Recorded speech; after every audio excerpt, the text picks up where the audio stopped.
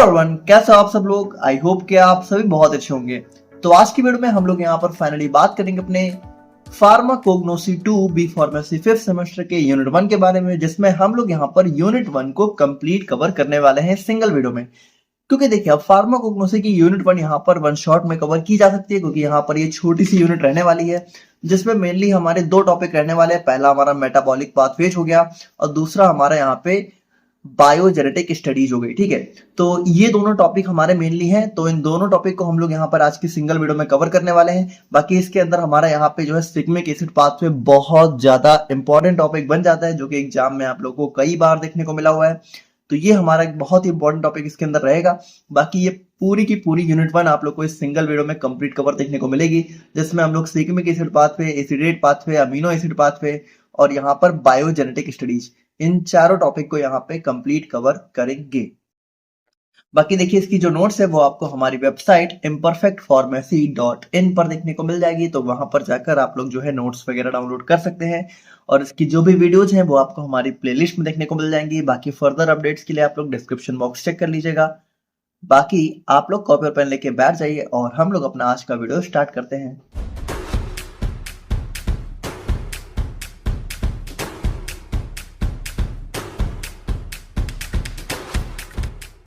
देखिए, अगर हम लोग यहाँ पे बात करते हैं मेटाबॉलिक पाथवेज के बारे में, तो ये मेटाबॉलिक पाथवेज आखिर क्या है। तो देखिए, इसको समझने से पहले हम लोग थोड़ा समझते हैं मेटाबॉलिज्म क्या है। तो देखिए, मेटाबॉलिज्म मतलब आप लोग समझ रहे हो कि जितनी भी हमारी केमिकल रिएक्शंस हमारी बॉडी में चल रही होती हैं, उन सभी को ही हम लोग मेटाबॉलिज्म कहते हैं। ठीक है, मतलब इसमें हमारे दो पार्ट होते हैं, कैटाबॉलिज्म, एनाबॉलिज्म। ये सारी चीजें आप लोग ऑलरेडी बहुत ज्यादा समझ चुके हो। तो देखिए, अगर हम लोग यहाँ पे मेटाबॉलिज्म की बात अपने फार्माकोग्नोसी के अंदर करें, तो इसमें हम लोग यहाँ पे देखेंगे अपने प्लांट्स की मेटाबॉलिज्म को, यानी कि हमारे प्लांट के अंदर जो भी मेटाबॉलिक प्रोसेस चल रही होंगी उन सभी को हम लोग यहाँ पे अपनी फार्माकोग्नोसी में देखेंगे। तो अगर हम लोग यहाँ पे प्लांट के पर्सपेक्टिव से इसकी डेफिनेशन देखें, तो metabolism in plants refers to all the complex set of chemical reactions that occur within plant cell to maintain life, grow and reproduce. तो सिंपल सी बात है भाई कि जो हमारी प्लांट सेल है, ठीक है, उसकी मतलब कह सकते हो कि हमारे प्लांट्स की लाइफ को मेंटेन करने के लिए, उनके ग्रो के लिए, उनके रिप्रोडक्शन के लिए, ठीक है, कि वो और ज्यादा रिप्रोड्यूस हो चुके हैं, वो हो सके, ठीक है, इन सभी के लिए हमारी प्लांट सेल में जो भी मेटाबॉलिक प्रोसेस चलती है या फिर जो भी केमिकल रिएक्शन चलती हैं, उन्हीं को हम लोग सिंपली मेटाबॉलिज्म बोलते हैं। अब मेन चीज ये है कि मेटाबॉलिक पाथवे क्या चीज है। तो देखिए, यहाँ पे अगर मान लीजिए हम लोग थोड़ा सा देखें, तो जैसे बायोकेमिस्ट्री में, ठीक है, आप लोगों ने सेकंड सेमेस्टर में बायोकेमिस्ट्री में देखा था, जैसे एक हमारा सबसे फेमस पाथवे आप लोगों ने जरूर देखा होगा, हमारा ग्लाइकोलिसिस। ठीक है, तो देखिए, ग्लाइकोलिसिस में भाई हमारा क्या होता था, जो हमारा ग्लूकोज है वो हमारा डिफरेंट डिफरेंट कह सकते हो हमारे कह सकते हो इंटरमीडिएट्स में कन्वर्ट होते होते एट लास्ट में हमारा क्या, किसमें, हमारा पायरुवेट में कन्वर्ट होता था, है ना। अब देखिए, ये जो हमारा ग्लूकोज है, ठीक है, ये एट लास्ट में किसमें कन्वर्ट हो रहा है, पायरुवेट में, किसमें, ग्लाइकोलिसिस में। लेकिन पायरुवेट में कन्वर्ट होने से पहले ये किसमें कन्वर्ट हो रहा है, अगर आप लोग ध्यान से देखिए तो सबसे पहले हमारा ग्लूकोज 6 फॉस्फेट में कन्वर्ट हो रहा है, फिर हमारा फ्रक्टोज, ठीक है, फिर हमारा फ्रक्टोज 1,6 बिस फॉस्फेट। तो इस हिसाब से अगर आप लोग देखेंगे तो ये हमारे यहाँ पे फाइनल प्रोडक्ट बनने से पहले इसके बीच में बहुत सारे इंटरमीडिएट बनते हैं, इंटरमीडिएट्स बनते हैं, और इन ये सारी चीज़ें क्या मिलते हैं, मतलब ये सारी चीज़ें मिलकर हमारा एक पाथवे बना देती है ना। मतलब अगर आप लोग देखें तो ये एक पाथवे बन गया कि हमारा इस तरीके से ही हम लोग जब स्टेप बाय स्टेप चलेंगे तभी हमें एट लास्ट में जाके हमारा पायरुवेट मिलेगा। ठीक है, तो मतलब ये एक टाइप का पाथवे बन गया। तो वही चीज़ होता है मेटाबॉलिक पाथवे की। Metabolic pathway in plants refers to series of interconnected biochemical reactions, मतलब कि यही जो हमारे बीच बीच में जो भी मतलब कह सकते हो एक इंटरकनेक्टेड रिएक्शन होती है, ठीक है, जिसके थ्रू हमारा क्या होता है, वेयर अ स्पेसिफिक मॉलिक्यूल, मतलब जहां पे हमारा कोई molecule is converted through a series of steps into another molecule. यानी कि यहां पे देखिए क्या हो रहा है कि हमारा जैसे कोई एक मॉलिक्यूल यहां पे कन्वर्ट होता है किसी दूसरे मॉलिक्यूल में through a series of steps, मतलब इसके लेकिन इसके बीच में बहुत सारे स्टेप्स होते हैं, बहुत सारे इंटरमीडिएट्स बनते हैं। तो उसी चीज को हम लोग बोलते हैं मेटाबॉलिक पाथवे, है ना, सिंपल है। बाकी अगर हम लोग यहाँ पे बात करें एक सबसे इंपॉर्टेंट चीज की जिसको आप लोग को देखना है, तो वो हमारा हो जाता है मेटाबोलाइट्स। अब ये क्या है, तो देखो ये भी कुछ नहीं है, बहुत ही सिंपल सी बात है। Metabolites are small compounds that are intermediates or end product of metabolic process in living organism। तो देखिए, सिंपल सी बात है कि जब भी हमारी मेटाबॉलिज्म की प्रोसेस होती है, ठीक है, तो चाहे वो हमारा एंड प्रोडक्ट हो, चाहे उसके बीच में हमारे जितने भी प्रोडक्ट बन रहे हो, इन सभी को ही हम लोग यहाँ पे मेटाबोलाइट्स बोलते हैं। ठीक है, सिंपल सी बात है, यानी मेटाबॉलिज्म के थ्रू हमारे जो भी चीजें बनती हैं, जो भी कह सकते हो कंपाउंड फॉर्म होते हैं, मॉलिक्यूल्स फॉर्म होते हैं, उन सभी को ही हम लोग यहाँ पे मेटाबोलाइट्स बोलते हैं। बस सिंपल सी बात है, ठीक है। तो देखिए, अगर हम लोग यहाँ पे अपने टाइप्स ऑफ मेटाबोलाइट्स की बात करें, ठीक है, तो हमारे यहाँ पे मेटाबोलाइट्स जो है दो टाइप के देखने को मिलते हैं। एक होता है हमारे यहाँ पे प्राइमरी मेटाबोलाइट, दूसरा होता है हमारे यहाँ पे सेकेंडरी मेटाबोलाइट। अब देखिए, ये प्राइमरी और सेकेंडरी क्या है, तो देखिए इसको ना थोड़ा सा आप लोग ध्यान से समझिएगा। देखिए प्राइमरी, देखिए हम लोग बात कर रहे हैं प्लांट के पर्सपेक्टिव से, इसको आप लोग ध्यान रखिएगा। तो देखिए प्राइमरी मेटाबोलाइट हमारे वो मेटाबोलाइट होते हैं जो कि हमारे डायरेक्टली इन्वॉल्व होते हैं किसी भी कह सकते हो लिविंग ऑर्गेनिज्म, या फिर बेसिकली हम लोग बात करें तो प्लांट की, ठीक है, प्लांट्स के ग्रोथ एंड डेवलपमेंट में। यानी कि कह सकते हो जो चीज़ें प्लांट को चाहिए ही चाहिए कि अपने उसकी ग्रो के लिए, उसके डेवलपमेंट के लिए, वो होते हैं हमारे प्राइमरी मेटाबोलाइट। यानी इनके बिना प्लांट यहाँ पे सर्वाइव नहीं कर सकते, इनके बिना प्लांट हमारे ग्रो नहीं कर सकते, उनके बिना प्लांट का हमारा कुछ भी नहीं हो सकता। तो ये हमारे सबसे नेसेसरी होते हैं, लेकिन किसके लिए? हमारे प्लांट्स के लिए। इस चीज़ को आप लोग समझना, ठीक है। और ये हमारे सेंट्रल रोल प्ले करते हैं, मतलब ये हमारे किसी भी मेटाबॉलिक पाथवे में सबसे मेजर रोल प्ले करते हैं, मतलब ठीक है कि इन्हीं से कह सकते हो हमारा कोई भी मेटाबॉलिज्म का पाथवे बेसिकली स्टार्ट होता है, ठीक है। और अगर हम लोग यहाँ पे इसके एग्जांपल की बात करें तो जैसे हमारा शुगर्स, मतलब वही समझ लो, कार्बोहाइड्रेट समझ लो, ठीक है, अमीनो एसिड्स हो गए, लिपिड्स हो गए, ये हमारे प्राइमरी मेटाबॉलाइट होते हैं, ठीक है। तो ये प्लांट की ग्रोथ एंड डेवलपमेंट में डायरेक्टली इन्वॉल्व होते हैं। अब अगर हम लोग यहाँ पे बात करें अपने सेकेंडरी मेटाबोलाइट की, तो देखिए ये हमारे वो मेटाबोलाइट होते हैं जो कि प्लांट की ग्रोथ एंड डेवलपमेंट में नहीं इन्वॉल्व होते हैं। मतलब देखा जाए तो ये हमारे होते तो हैं, मतलब बनते प्लांट से ही हैं, लेकिन इनका प्लांट की ग्रोथ एंड डेवलपमेंट में कोई रोल नहीं होता है, ठीक है। और ये हमारे जनरली बाई प्रोडक्ट होते हैं प्राइमरी मेटाबॉलिज्म के, यानी कि प्राइमरी मेटाबॉलिज्म के थ्रू हमारे ये बनते हैं। अब देखिए सबसे इंपॉर्टेंट चीज़ क्या है कि ये प्लांट के लिए तो जरूरी नहीं होते हैं, लेकिन ह्यूमंस के लिए, और बेसिकली हम लोग बात करें तो जो हमारी फार्माकोलॉजिकल नीड होती है, यानी कि जो हमारी दवाओं की नीड होती है, उसमें ये बहुत मेजर रोल प्ले करते हैं। मतलब ये हमारे फार्माकोलॉजिकली एक्टिव सब्सटेंसेज होते हैं, मतलब इन्हीं से हमारी यहाँ पे जो भी कह सकते हो मतलब हम लोग देखेंगे बहुत सारी चीज़ें देखेंगे, ठीक, इसके अंदर हमारे जैसे एल्कलॉइड्स हो गए, ग्लाइकोसाइड्स हो गए, इन सभी से हमारी बहुत डिफरेंट डिफरेंट ड्रग्स हमें ऑब्टेन होती हैं जो कि हमारी डिफरेंट डिफरेंट डिजीज को ट्रीट करने में यूज की जाती हैं।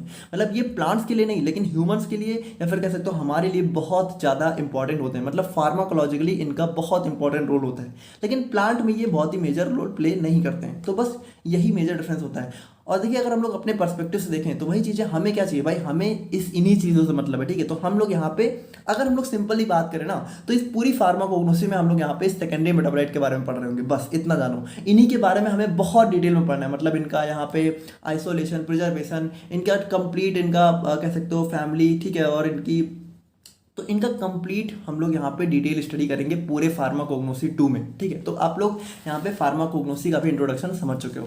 और अब हम लोग यहाँ पे बेसिकली बात करते हैं अपने आज के मेन टॉपिक के बारे में, जो कि हमारा होने वाला है सिग्मिक एसिड पाथवे। तो देखिए अगर हम लोग, जैसा कि हम लोगों ने स्टार्टिंग में ही देखा कि आपके सिलेबस में यहाँ पे हमारे 3 पाथवे आप लोग को पढ़ने हैं, ठीक है। तो देखिए आप लोगों को जो है अपने सिलेबस में 3 पाथवे को पढ़ना है, ठीक है। पहला सिग्मिक एसिड, दूसरा एसिडेट, और थर्ड हमारा अमीनो एसिड। अब ये दोनों हमारे देखा जाए तो बिल्कुल भी इंपॉर्टेंट तो वैसे होते भी नहीं है, ठीक है, मतलब एग्जाम पॉइंट ऑफ व्यू से आप ऐसे समझना। और बाकी अगर हम लोग यहाँ पे बात करें तो सिग्मिक एसिड हमारा बहुत इंपॉर्टेंट होता है। बाकी इन दोनों को भी कल हम लोग यहाँ पे देख लेंगे, बाकी आज हम लोग इसके बारे में बात करेंगे। और ये बहुत इंपॉर्टेंट है, बहुत बहुत ज़्यादा इंपॉर्टेंट है, चाहे आप कॉम्पिटिटिव एग्जाम के पर्सपेक्टिव से देखो, चाहे हमारे सेमेस्टर एग्जाम के पर्सपेक्टिव से देखो, बहुत ज़्यादा इंपॉर्टेंट पाथवे है, इसको आप लोग को बहुत ध्यान से देखना है, ठीक है। तो देखिए अगर हम लोग यहाँ पे बात करें तो देखिए थोड़ा पहले हम लोग देख लेते हैं, वैसे आपको ज़्यादा चीज़ें समझ नहीं आएंगी, हम लोग जब पाथवे देखेंगे तभी आप लोग सब समझ जाओगे, ठीक है। तो देखिए सिग्मिक एसिड पाथवे की बात करें तो ये हमारा एक मेटाबॉलिक पाथवे होता है, जिसमें हमारी क्या होती है, देखिए सिंपल सी बात है कि अगर हम लोग यहाँ पे सिंपली बात करें तो ये जो सिग्मिक एसिड पाथवे है ना, तो ये होता क्यों है, ये होता इसलिए क्योंकि इससे हमें मिलते हैं हमारे 3 कह सकते हो 3 हमारे एरोमेटिक अमीनो एसिड, ठीक है, एरोमेटिक अमीनो एसिड। तो सिंपल सी बात करें तो हम लोग यहाँ पे कह सकते हैं कि हमें यहाँ पे 3 अमीनो एसिड देखने को मिलते हैं। और ये 3 अमीनो एसिड कौन कौन से होते हैं, पहला हमारा होता है ट्रिप्टोफेन, ठीक है, ट्रिप्टोफेन, ठीक है, और दूसरा हमारा होता है टायरोसिन, और थर्ड हमारा होता है यहाँ पे फिनाइल एनालिन, ठीक है। तो ये तीनों हमें अमीनो एसिड ही हमें यहाँ पे इस सिग्मिक एसिड से देखने को मिलते हैं। मतलब अगर हम लोग बात करें तो सिग्मिक एसिड का एंड प्रोडक्ट हमारे यहाँ पे 3 अमीनो एसिड देखने को मिलते हैं, ठीक है। तो अभी हम लोग देखेंगे तो आप लोग समझ जाओगे। अब मेन चीज़ ये है कि इसका नाम सिग्मिक एसिड क्यों पड़ा है, क्योंकि यहाँ पे हम लोग देखेंगे कि जब हम लोग सिग्मिक एसिड पाथवे को देख रहे होंगे तो बीच में हमें यहाँ पे एक कंपाउंड देखने को मिलेगा जिसका नाम ही होता है हमारे यहाँ पे सिग्मिक एसिड, ठीक है। यानी कि बीच में इस मेटाबॉलिक पाथवे, मतलब ये सिग्मिक एसिड इसका एंड प्रोडक्ट नहीं है, ना ही इससे स्टार्ट हो रहा है, बल्कि ये हमें यहाँ पे बीच में देखने को मिलता है। मतलब ये थोड़ा सा बहुत ही इंपॉर्टेंट रोल प्ले करता है, तो इसीलिए इसका नाम यहाँ पे इसी के नाम पे सिग्मिक एसिड पाथवे पड़ गया, ठीक है। The pathway occurs in plants and certain micro organism but not in animals. तो यही सबसे इंपॉर्टेंट चीज है कि ये पाथवे हमारा प्लांट्स में देखने को मिलता है, कुछ हमारे माइक्रो ऑर्गेनिज्म में भी देखने को मिलता है, लेकिन यहाँ पे एनिमल्स या फिर बात करें ह्यूमंस की तो उनके अंदर हमारे ये पाथवे नहीं देखने को मिलता है। तो ये एक बहुत ही इंपॉर्टेंट चीज हो जाती है।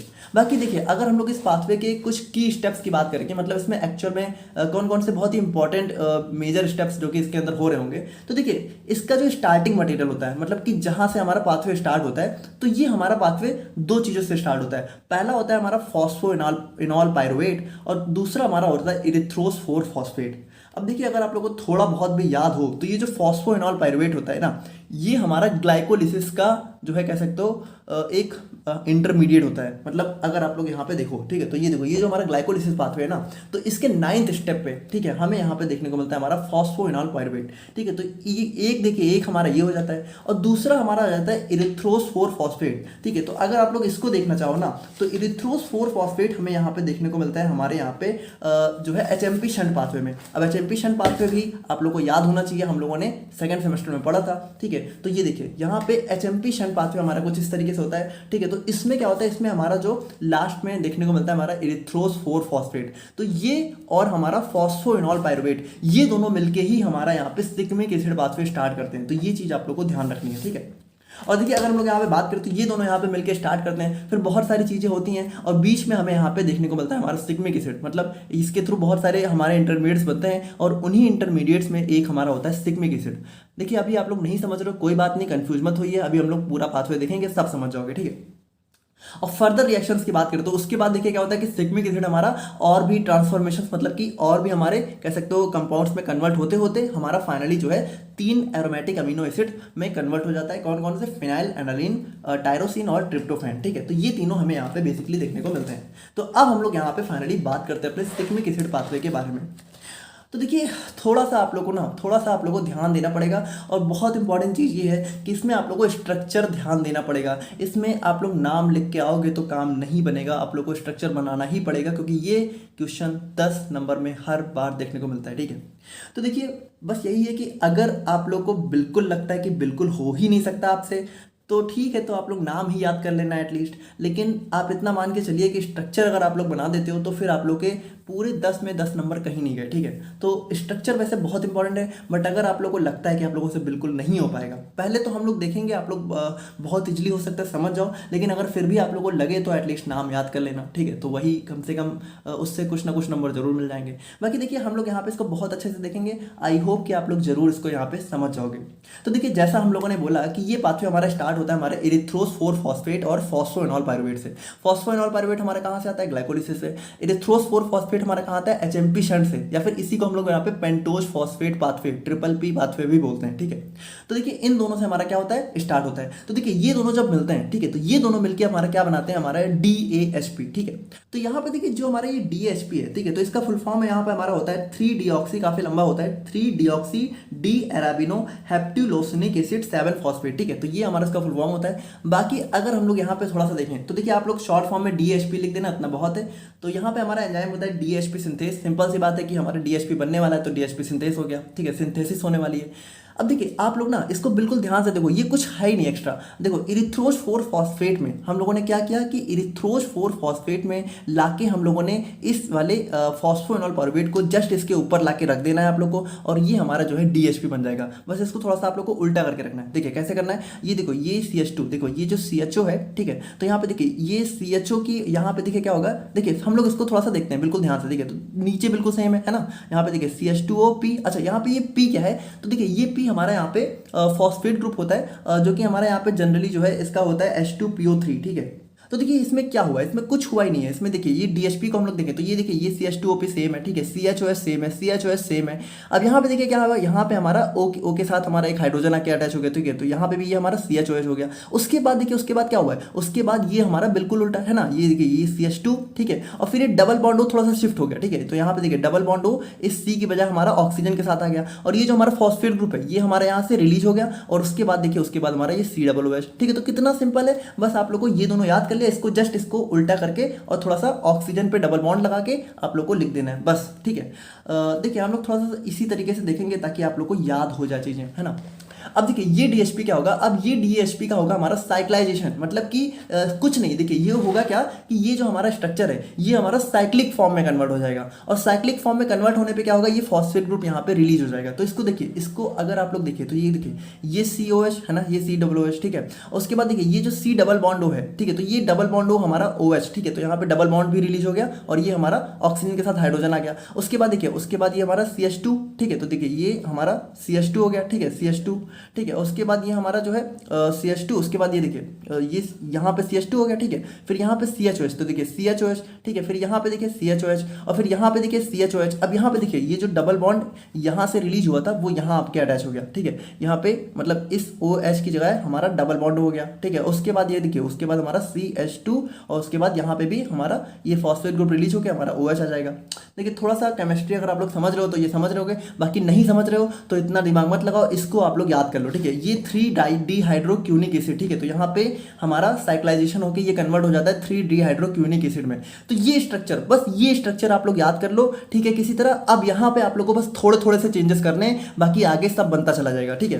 तो देखिए अब यहाँ से आप लोग को क्या करना है, इस 3-डिहाइड्रोक्यूनिक एसिड में आप लोग को सबसे पहले हमारा यहाँ पे डिहाइड्रेशन कराना है, ठीक है, मतलब यहाँ पे वाटर रिलीज हो जाएगा। तो देखिए वाटर जब रिलीज होगा तो यहाँ से देखिए, यहाँ से OH, ठीक है, और यहाँ से एक हाइड्रोजन रिलीज होगा, तो यहाँ पे देखिए जब हाइड्रोजन रिलीज होगा, ठीक है, और H के साथ, ठीक है, तो हमारा H2O रिलीज हो गया, और यहाँ पे हमारा देखिए जब हाइड्रोजन चला जाएगा तो यहाँ पे हमारा डबल बॉन्ड आ जाएगा, और ये जो हमारा स्ट्रक्चर है इसको हम लोग बोलते हैं 3-डिहाइड्रोसिग्मिक एसिड, ठीक है। तो देखिए हमारे यहाँ पे 3-डिहाइड्रोसिग्मिक एसिड आ गया। अब यहाँ पे फाइनली यहाँ पे इससे बन जाएगा हमारा सिग्मिक एसिड, और यहाँ पे हमारा एंजाइम आ जाएगा सिग्मेट डिहाइड्रोजनेस। अब इसमें क्या होगा, इसमें कुछ नहीं होगा, बस एक छोटा सा चेंज करना है, ये जो डबल बॉन्ड O है ना, इसकी जगह आप लोग को यहाँ पे डबल बॉन्ड हटा के और हाइड्रोजन ला के अटैच कर देना है, यानी कि इस डबल बॉन्ड O को यहाँ पे OH बना देना है। तो देखिए ये कितना सिंपल सा स्ट्रक्चर है, बस इसमें हम लोगों ने थोड़ा सा चेंज किया, और इसमें भी अगर हम लोग देखें तो इसमें थोड़ा सा चेंज किया है ना, इस OH को हटा के और डबल बॉन्ड लगा दिया। तो देखिए इसको आप लोग याद कर लीजिए, ये दोनों आप लोग को ऐसे याद हो जाएंगे, है ना। अब ये सिग्मिक एसिड का हम लोग क्या करेंगे, ये सिग्मिक एसिड का हम लोग यहाँ पे क्या करेंगे, देखिए ये जो OH ग्रुप है ना, तो यहाँ से इस हाइड्रोजन को निकाल के और हम लोग यहाँ पे फॉस्फेट ग्रुप ला के अटैच कर देंगे, ठीक है। तो सिंपल से देखिए इसमें कुछ नहीं, इस सिग्मिक एसिड में बस हम लोगों ने क्या किया, हमारे यहाँ पे हाइड्रोजन को हटा के, ठीक है, और हमारा फॉस्फेट ग्रुप ला के अटैच कर दिया, और ये जो हमारा न्यू स्ट्रक्चर बना इसको हम लोगों ने बोल दिया सिग्मिक एसिड 3-फॉस्फेट, क्योंकि यहाँ पे थर्ड पोजीशन पे हमारा फॉस्फेट ग्रुप अटैच हो गया। तो सिंपल सी बात है, सिग्मिक एसिड 3-फॉस्फेट। यहाँ पे एंजाइम कौन सा यूज हुआ, सिग्मेट काइनेस, ठीक है। देखो काइनेस, जब भी आप लोगों को काइनेस एंजाइम देखने को मिले इसका मतलब फॉस्फेट ग्रुप का अटैच होना होता है, ठीक है, फॉस्फोराइलेशन होना होता है। और ये फॉस्फेट ग्रुप आया कहाँ से, ये आया हमारा ATP से, यानी ATP कन्वर्ट हो गया ADP में, और इसने अपना एक फॉस्फेट ग्रुप यहाँ पे इसको दे दिया, सिंपल सी बात है।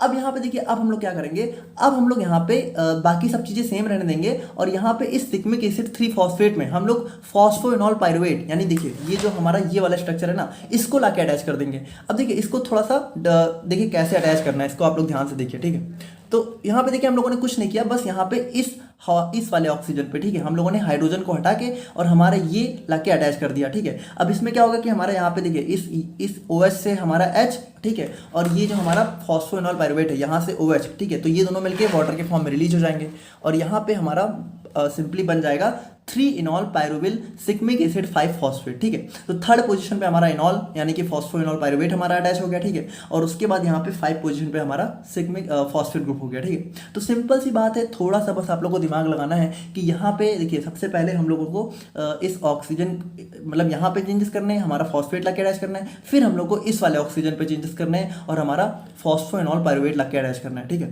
तो बस, और उसके बाद देखिए उसके बाद क्या होगा, उसके बाद ये हमारा फाइनली जो है ये जो हमारा फॉस्फेट ग्रुप है, ठीक है, ये हमारा पूरा ऑक्सीजन के साथ निकल जाएगा, ठीक है, और यहाँ पे सिंपली हमारा बन जाएगा कोरिस्मिक एसिड, ठीक है, और एंजाइम हमारा हो जाएगा कोरिस्मेट सिंथेस। और यही देखिए बस ये सबसे इंपॉर्टेंट चीज़ है, मतलब सबसे इंपॉर्टेंट हमारा कह सकते हो प्रीकर्सर होता है कोरिस्मिक एसिड या फिर इंटरमीडिएट होता है, ठीक है। तो देखिए अब इसका स्ट्रक्चर आप लोग को याद कर लेना है। इसमें क्या हुआ, इसमें कुछ नहीं हुआ, यहाँ पे हमारा ये जो फॉस्फेट ग्रुप था ये निकल गया, और यहाँ पे जब ये निकल गया, ठीक है, तो हमारा बैलेंस सेटिस्फाई करने के लिए हमारा डबल बॉन्ड आ गया, ठीक है। तो जब ये डबल बॉन्ड यहाँ आ गया तो यहाँ पे ये हमारे यहाँ चला गया, ठीक है। तो सिंपल सी बात है, कुछ नहीं, बस यहाँ पे थोड़ा सा आप लोग को चेंजेस करने हैं।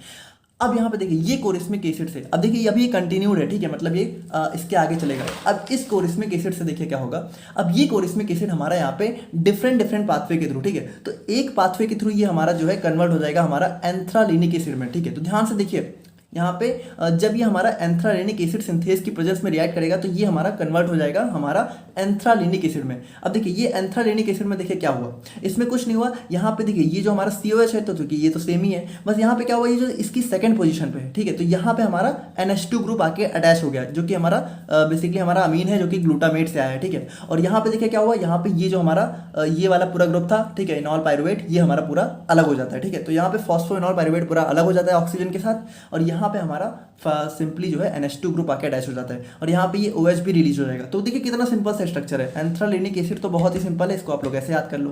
और देखिए एक हमारा दूसरे पाथवे के थ्रू ये हमारा कोरिस्मेट म्यूटेस की प्रेजेंस में कन्वर्ट हो जाता है प्रीफेनिक एसिड में। मतलब समझिए इसको, ये बहुत इंपॉर्टेंट चीज है, बस इसको आप लोग समझ गए तो सब समझ गए, ठीक है। अब इसमें देखिए क्या हो रहा है, इसमें कुछ नहीं हो रहा है। इसमें देखिए ये तो पूरा स्ट्रक्चर सेम ही है, बस इसमें हुआ क्या, ये जो हमारा ये वाला ग्रुप है, ठीक है, ये यहाँ की बजाय यहाँ आके अटैच हो गया। देखिए इस COH के बगल में आके ये वाला ग्रुप यहाँ आके अटैच हो गया, ठीक है। तो थोड़ा सा मतलब चेंजेस करके देखिए, जैसे ये CH2, ठीक है, और ये C, ठीक है, और ये डबल बॉन्ड हो, यहाँ पे डबल बॉन्ड कर देना है, ठीक है, डबल बॉन्ड यहाँ की बजाय यहाँ शिफ्ट कर देना है, और ये COH, ठीक है। तो सिंपल बस यही ग्रुप आपको यहाँ ला के अटैच कर देना है। तो ये हो गया प्रीफेनिक एसिड, ठीक है। तो यहाँ पे देखिए अब ये दोनों क्या करेंगे, अभी जो एंथ्रालेनिक एसिड है, ठीक है, तो ये हमारा कह सकते हो 2-3 इंटरमीडिएट्स में कन्वर्ट होने के बाद हमारा फाइनली बना देगा हमारा ट्रिप्टोफेन, जो कि हमारा एक अमीनो एसिड है। तो देखिए हमारा एक अमीनो एसिड हमें मिल जाता है एंथ्रालेनिक एसिड से डायरेक्टली, ठीक है, ट्रिप्टोफेन। मतलब डायरेक्टली नहीं होता, इसमें हमारे 2 इंटरमीडिएट्स बनते हैं, और इसमें हमारा क्या क्या चीजें अटैच होती हैं, हमारा फॉस्फोराइबोसिल पायरोफॉस्फेट और सेरीन, ठीक है। तो ये दोनों से कंबाइन होकर हमारा फाइनली ये बन जाता है ट्रिप्टोफेन, ठीक है। तो यहाँ पे देखिए एक हमारा अमीनो एसिड हमें मिल गया ट्रिप्टोफेन। अब इसका स्ट्रक्चर आप लोग थोड़ा सा याद कर लेना, ठीक है, ये थोड़ा सा इसमें समझाने वाला ज़्यादा कुछ है नहीं। बाकी अगर हम लोग यहाँ पे दूसरे प्रीफेनिक एसिड की बात करें तो ये प्रीफेनिक एसिड हमारा यहाँ पे देखिए अब ये हमारा फर्दर जो है 2 अलग अलग पाथवे के थ्रू हमारा कन्वर्ट होगा हमारे। देखिए पहले ये क्या होगा, पहले इसका होगा डी कार्बोक्सिलेशन और डिहाइड्रेशन। देखिए अब डी कार्बोक्सिलेशन का मतलब कि यहाँ से देखिए यहाँ से ये COO चला जाएगा, ठीक है, और डिहाइड्रेशन का मतलब कि यहाँ से OH और यहाँ से H, ठीक है, H2O चला जाएगा। तो देखिए यहाँ पे क्या हुआ, यहाँ पे देखिए ये जो हमारा न्यू स्ट्रक्चर बना फिनाइल पायरुविक एसिड, ठीक है। तो इसमें क्या हुआ, इसमें देखिए इसमें हमारा ये COOH गायब हो गया है ना, और उसके बाद हमारे ये OH ये भी गायब हो गया, सिंपल सी बात है। और एक दूसरा पाथवे के थ्रू क्या होगा कि हमारा डिहाइड्रोजनेशन और डीकार्बोक्सिलेशन। तो देखिए यहाँ पे हमारा COO डीकार्बोक्सिलेशन है ना, ये चला गया। देखिए इसमें आप लोग देखिए इसमें और इसमें डिफरेंस देखिए क्या हुआ, इसमें सिर्फ हमारा ये COOH गायब हो गया। तो देखिए COOH में क्या क्या हमारा डीकार्बोक्सिलेशन और डिहाइड्रोजनेशन, ठीक है, यानी कि हाइड्रोजन और कार्बोक्सिल ग्रुप, ठीक है, ये दोनों अलग हो गए, यानी कि हमारा सिंपली ये COOH अलग हो गया, और यहाँ पे ये हमारा कन्वर्ट हो जाता है 4 हाइड्रोक्सी फिनाइल पायरुविक एसिड। देखिए इन दोनों का स्ट्रक्चर बिल्कुल सेम है, बस इसमें डिफरेंस क्या है कि यहाँ पे OH नहीं है तो यहाँ पे OH है। तो यहाँ पे OH कौन सी पोजीशन पे, 4th पोजीशन पे, तो इसका नाम क्या हो जाएगा 4 हाइड्रोक्सी, और बाकी तो सेम ही है तो फिनाइल पायरुविक एसिड। तो देखिए इसमें आप लोग को कंफ्यूज नहीं होना है, बहुत सिंपल है, ठीक है। ये प्रीफेनिक एसिड हमारा यहाँ पे डी कार्बोक्सिल, अगर इसमें ये COOH और OH ये दोनों हट जाते हैं तो हमारा ये बन जाएगा फिनाइल पायरुविक एसिड, और अगर हमारा सिर्फ COOH हटता है, ठीक है, ये OH रहता है तो ये हमारा बन जाएगा 4 हाइड्रोक्सी फिनाइल पायरुविक एसिड। बहुत ही सिंपल है, 4 हाइड्रोक्सी क्यों, क्योंकि हमारे ये 4th पोजीशन पे OH ग्रुप अटैच है, ठीक है।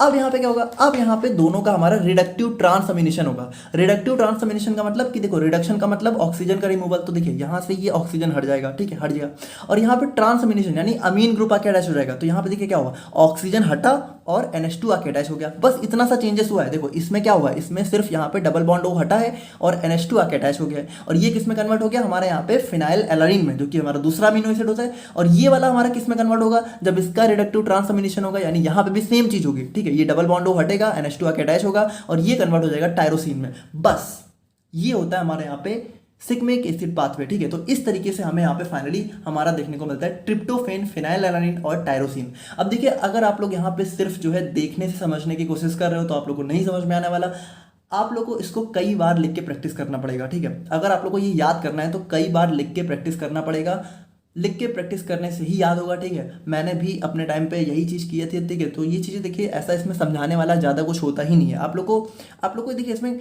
कुछ लोग ऐसे ट्रिक बताते हैं, ठीक है, कि ये हुआ वो हुआ, बट ट्रिक से क्या मतलब, ट्रिक से कुछ नहीं याद होता है। आप लोग को बस मेन चीज़ें याद करनी है, उसमें आप लोग को ये याद करना है ना कि देखिए इसमें हमें क्या चेंजेस करने हैं, इसमें हमें यहाँ पे OH हटाना है, इसमें नहीं हटाना है। तो ये थोड़ा सा आप लोग को दिमाग में बैठाना पड़ेगा, और ये कैसे बैठेगा, जब आप लोग बार बार प्रैक्टिस करोगे। तो इसको बार बार लिख के प्रैक्टिस करिए, ठीक है। जितनी बार आप लोग लिखोगे उतनी उतनी बार आप लोग को याद हो जाएगा और अपने दिमाग में बैठाना है कि यहाँ पे क्या करना है। मतलब जैसे आप लोग जब प्रीफेनिक एसिड से ये बनाओगे तो इसमें आप लोग को दिमाग लगाना होगा ना कि यहाँ पे एक में OH हटाना है, एक में OH नहीं हटाना है, ठीक है। जब OH नहीं हटेगा तो हमारा डीकार्बोक्सिलेशन और डिहाइड्रेशन होगा, ठीक है। और OH मतलब OH हट जाएगा तो ये होगा और OH नहीं हटेगा तो ये होगा, ठीक है। तो सिंपल सी बात है, इसमें बस आप लोग को बार बार याद करना पड़ेगा, ठीक है। इसमें समझने वाली चीज़ें ज़्यादा होती नहीं है। तो बाकी आई होप कि आप लोग को काफ़ी कुछ समझ में तो आ ही गया होगा कि कैसे क्या हो रहा है। तो ये था हमारे यहाँ पे सिग्मिक एसिड पाथवे। नाउ अब हम लोग यहाँ पे बात करते हैं अपने यहाँ पर एसीटेट पाथवे के बारे में। बाकी ये जो की स्टेप्स वगैरह है वो आप लोग देख लीजिएगा, ठीक है।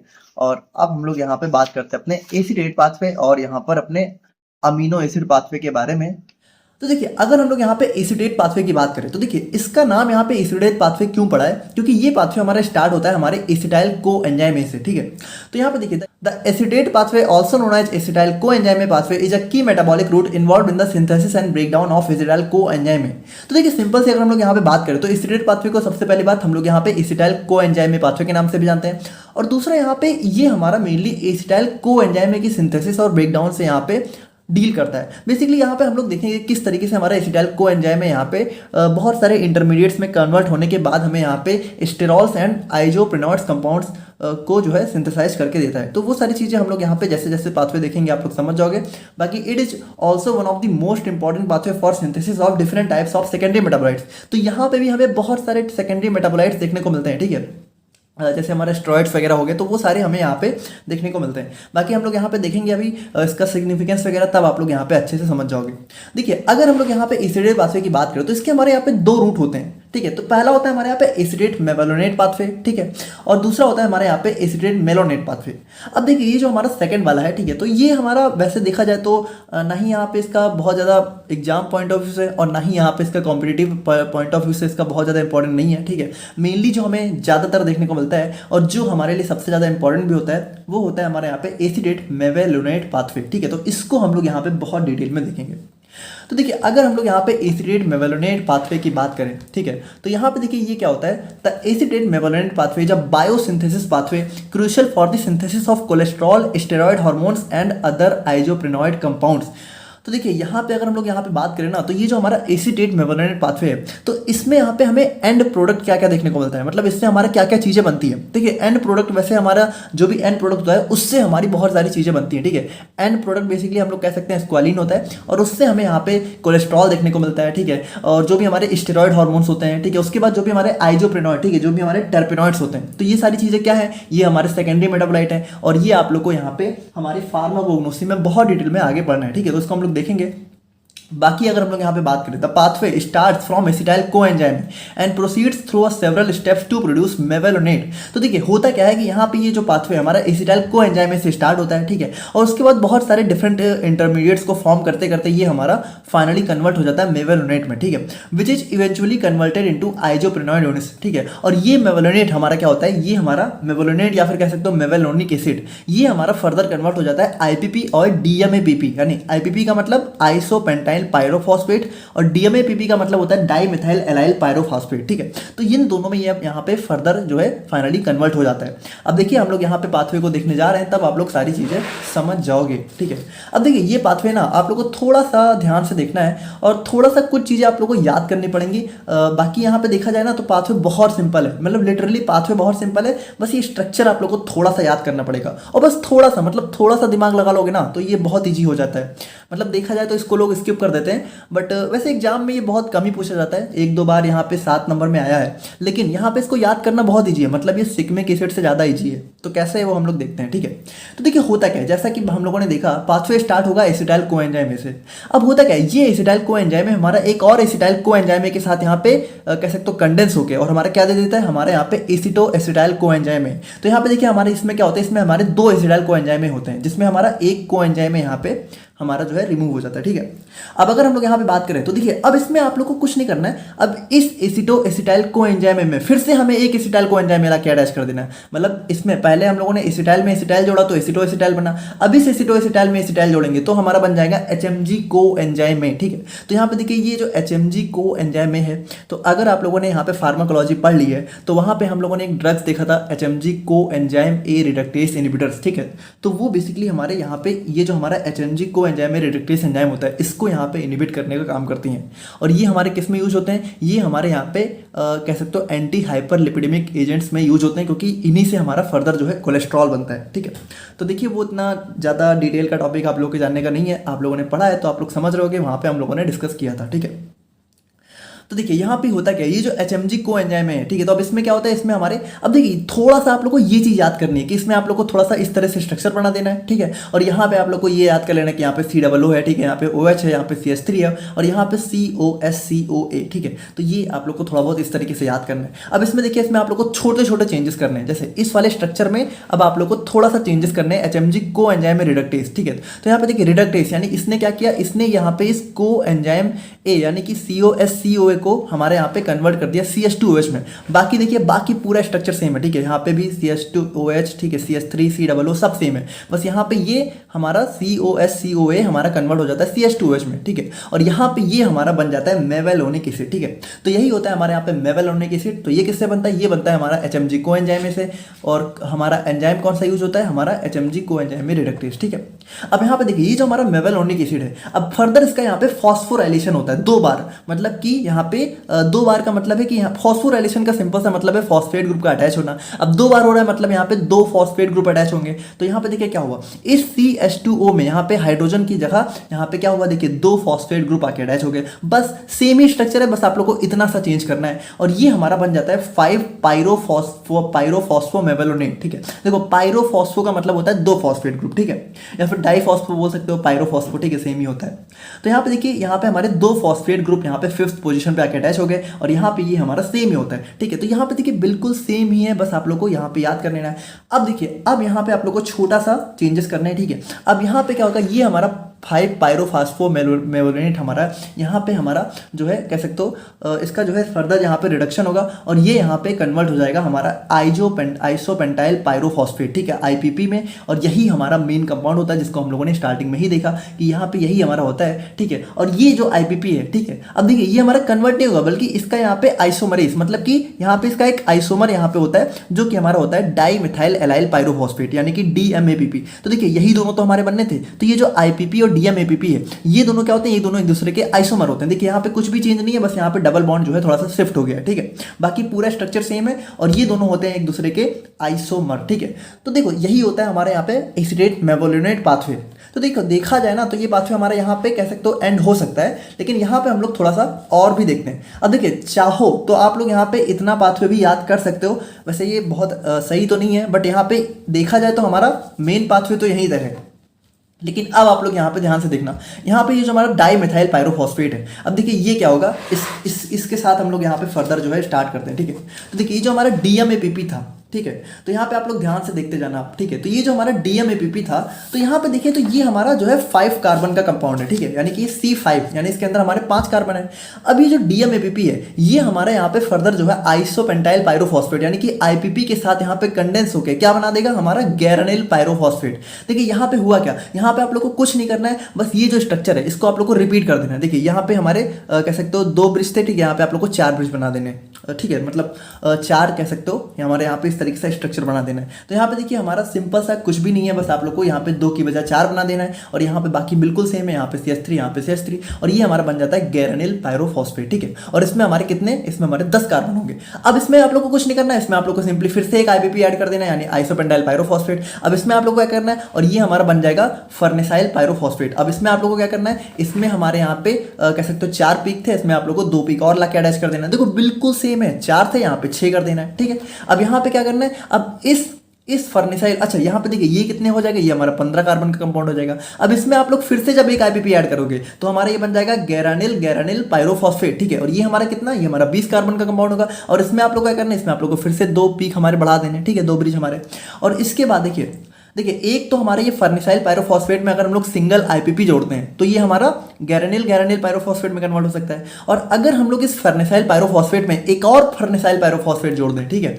मतलब यहाँ पे इस C15 में एक और हमारा C15 ला के जोड़ दें तो हमारा टोटल जो नया जो कंपाउंड बनेगा वो हमारा हो जाता है स्क्वालिन। और यहाँ पे ये कितना होगा, ये हमारा C30 यानी कि इसमें हमारे 30 कार्बन देखने को मिलेंगे। ठीक है, और यहाँ पे हमारा जो फॉस्फेट ग्रुप है वो भी यहाँ पे रिमूव हो जाता है। ठीक है, तो यहाँ पे देखिए ये होता है स्क्वालिन और ये स्क्वालिन ही फर्दर हमारा यहाँ पे जो भी कह सकते हो हमारे आइसोप्रेनॉइड्स होते हैं, जो भी स्टेरॉल्स होते हैं, उन सब की सिंथेसिस हमारे इसी से होती है, मतलब इसी के साइक्लाइजेशन से और इसी के यहाँ पे फर्दर कह सकते हो मतलब इसमें फर्दर कुछ जो है चेंजेस होते हैं, उन्हीं के थ्रू हमारे यहाँ पे जो है स्टेरॉल्स और जो भी हमारे आइसोप्रेनॉइड्स कंपाउंड्स हैं उनको सिंथेसाइज करके हमें देता है। तो ये होता है मतलब ये होता है अच्छा कि हाँ अगर आप लोग यहाँ तक याद कर लेते हो तो ये हमारा परफेक्ट हो जाता है। तो ये होता है हमारे यहाँ पे एसीटेट मेवलोनेट पाथवे। आई होप कि आप लोग समझ गए। बाकी देखिए, बाकी आगे वही चीज़ लिखी हुई है इसके अंदर हमारे कुछ की स्टेप्स, जैसे कि हमारा सबसे पहले क्या होता है, एसिटाइल कोएंजाइम में बनता है, ठीक है। तो ये हमारा कहाँ से आता है, अब ये हमारा जैसे हमारा आप लोग को याद हो तो जो हमारा क्रेब्स साइकिल होता है, ठीक है, सिट्रिक एसिड साइकिल, तो वहाँ पे भी हमारा ये स्टार्टिंग पाथवे होता है, ठीक है। उसके बाद हमारे फैट्स एंड प्रोटीन्स मतलब कि हमारे लिपिड मेटाबॉलिज्म से भी हमें देखने को मिलता है, ठीक है। तो ये हमारा कहीं से भी आ सकता है। और उसके बाद कार्बोक्सिल कंडेंसेशन की बात करें तो कंडेंसेशन में हमारा क्या होता है कि हमारे 2 एसिटाइल कोएंजाइम बन के हमारा एसिटो एसिटाइल कोएंजाइम बना देते हैं। अब उसके बाद क्या होता है, एसिटो एसिटाइल कोएंजाइम में हमारा एक और एसिटाइल कोएंजाइम से फॉर्म होकर हमारा HMG कोएंजाइम है, और इसका फुल फॉर्म देखिए क्या होता है, 3 हाइड्रोक्सिल 3 मेथाइल ग्लूटारिल कोएंजाइम है, ये इसका फुल फॉर्म होता है, ठीक है। और यहाँ पे हमारा एंजाइम कौन सा यूज होता है, HMG कोएंजाइम सिंथेस, ठीक है। उसके बाद नेक्स्ट स्टेप में क्या होता है, हमारे यहाँ पे जो HMG कोएंजाइम है इसका रिडक्शन हो जाता है और ये हमारा कन्वर्ट हो जाता है मेवलोनेट में या फिर मेवलोनिक एसिड में। और एंजाइम कौन सा यूज होता है, HMG कोएंजाइम रिडक्टेज, जो कि हमारा सबसे की रेगुलेटरी स्टेप होता है, ठीक है। और उसके बाद हमारा क्या होता है, हमारा मेवलोनेट का फॉस्फोराइलेशन, यानी कि हमारा इसका 2 बार हमारा फॉस्फोराइलेशन होता है और ये कन्वर्ट हो जाता है मेवलोनेट 5 पायरोफॉस्फेट में, ठीक है। और उसके बाद यहाँ पे इसका डी कार्बोक्सिलेशन होता है, ठीक है। तो यहाँ पे मेवलोनेट 5 पायरोफॉस्फेट जब हमारा डी कार्बोक्सिलेशन होता है तो ये हमारा बनता है आइसोपेंटाइल पायरोफॉस्फेट, ठीक है। तो यहाँ पे देखिए कुछ इस तरीके से ये हमारा जो है IPP में कन्वर्ट होता है। और ये जो IPP है जब इसका आइसोमराइजेशन होता है तो ये कन्वर्ट हो जाता है DMAPP में, ठीक है। और ये जो IPP और DMAPP है ये दोनों मिलकर क्या बनाते हैं, हमारा गैरानिल पायरोफॉस्फेट, ठीक है। उसके बाद गैरानिल पायरोफॉस्फेट में जब एक और IPP जुड़ता है तो फर्नेसिल पायरोफॉस्फेट, और फर्नेसिल पायरोफॉस्फेट में जब एक और फर्नेसिल पायरोफॉस्फेट जुड़ता है, ठीक है। यानी कि 2 FPP molecules condense to form squalene, ठीक है, which is a precursor to sterols, यानी इसी से हमारे स्टेरॉल्स यानी कि जो भी कह सकते हो कोलेस्ट्रॉल वगैरह होता है उन सबका फॉर्मेशन हमें देखने को मिलता है। और उसी के बाद यहाँ पे इसी स्क्वालिन के साइक्लाइजेशन से और फर्दर मॉडिफिकेशन से हमें यहाँ पे जो भी हमारे आइसोप्रेनॉइड कंपाउंड्स होते हैं, स्टेरॉल्स होते हैं, वो सभी चीज़ें हमें यहाँ पे इसी से देखने को मिलती हैं। और अगर हम लोग यहाँ पे इसके सिग्निफिकेंस की बात करें, ठीक है, तो देखिए सिग्निफिकेंस वही है कि हमारे यहाँ पे ये बहुत ही क्रूशियल होता है, ठीक है, हमारे आइसोप्रेनॉइड्स कंपाउंड्स में, जिसके अंदर हमें क्या क्या है, जिसके अंदर हमें टर्पीन्स, कैरोटेनॉइड्स, ठीक है, स्टेरॉइड्स, ये सारी चीज़ें हमें देखने को मिलती हैं। ये सारी चीज़ें हमें फार्माकोग्नोसी में आगे पढ़नी है, तो इसके लिए आप लोग बिल्कुल भी परेशान मत होइए। बाकी अगर हम लोग यहाँ पे बात करें तो देखिए इसी से हमें यहाँ पे कोलेस्ट्रॉल देखने को मिलता है, ठीक है। तो ये भी हमारा बहुत इंपॉर्टेंट रोल हो जाता है। और उसके बाद देखिए अगर हम लोग बात करें तो इसमें जो हमारा एंजाइम होता है HMG कोएंजाइम रिडक्टेज, ठीक है। तो अगर हम लोग यहाँ पे कुछ ऐसी ड्रग्स का यूज कर रहे हैं जो कि कोलेस्ट्रॉल को इनहिबिट करने के लिए, यानी कोलेस्ट्रॉल लोअरिंग ड्रग्स होती हैं, तो वो इसी एंजाइम को टारगेट करती हैं। और एग्जाम्पल हो जाता है हमारे यहाँ पे इसका एंटी हाइपरलिपिडेमिक एजेंट्स, जिसके अंदर हमारी एक क्लास होती है HMG कोएंजाइम रिडक्टेज इनहिबिटर्स। तो वो यहाँ पे इसी एंजाइम के साथ यहाँ पे इसी को ब्लॉक करने का काम करती हैं, ठीक है। नाउ देखिए ये हो गया हमारे यहाँ पे complete acetate mevalonate pathway. Now अब हम लोग यहाँ पे बात करते हैं अपने अमीनो एसिड पाथवे के बारे में। अब देखिए ये ना इसमें बहुत सिंपल, इसमें कुछ नहीं करना है। देखिए ये हमारा कोई सिंगल पाथवे नहीं है, इसमें हमारे क्या होता है, इसमें हमारे बहुत सारे पाथवे इन्वॉल्व होते हैं, जिनके थ्रू क्या होता है, जिनके थ्रू हमारे यहाँ पे जितने भी अमीनो एसिड होते हैं, देखिए टोटल हमारे 20 अमीनो एसिड्स होते हैं, जो मिलके क्या होता है, मिलके हमारे प्रोटीन बनाने का काम करते हैं। इतना आप लोग को पता होना चाहिए। अमीनो एसिड्स मिलके क्या बनाते हैं, हमारे प्रोटीन बनाते हैं, और प्रोटीन बनाने के लिए हमें 20 अमीनो एसिड चाहिए होते हैं। तो वो जो 20 के 20 अमीनो एसिड है वो किस तरीके से बनते हैं, उनके अंदर कौन कौन से पाथवे इन्वॉल्व होते हैं, उन्हीं को हम लोग यहाँ पे इसके अंदर देख रहे होते हैं, ठीक है।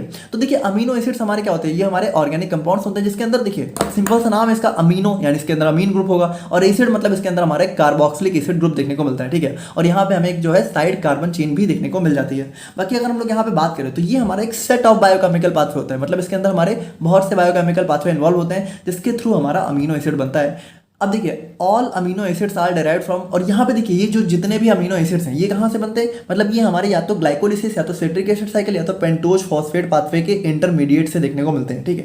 मतलब इनके अंदर जो इंटरमीडिएट्स होते हैं उन्हीं से हमारे ये अमीनो एसिड्स बनते हैं। देखिए अब यहाँ पे सबसे इंपॉर्टेंट चीज़ क्या होती है, whereas most bacteria and plants, मतलब कि ज़्यादातर जो बैक्टीरिया होते हैं, जो प्लांट्स होते हैं, वो हमारे सभी 20 अमीनो एसिड्स को सिंथेसाइज कर सकते हैं, लेकिन जो ह्यूमन्स होते हैं उनके अंदर यहाँ पे सिर्फ हाफ, यानी कि लगभग जो है 10 या 11 अमीनो एसिड ही सिंथेसाइज हो पाते हैं, ठीक है। तो ये बहुत इंपॉर्टेंट चीज़ हो जाती है कि हम लोग अपनी बॉडी में सिर्फ इन 20 में से 10 अमीनो एसिड को ही सिंथेसाइज कर सकते हैं, बाकी 10 के लिए हमें यहाँ पे जो है एक्सटर्नल सोर्सेज की ज़रूरत होती है, ठीक है, फॉर देयर फुलफिलमेंट।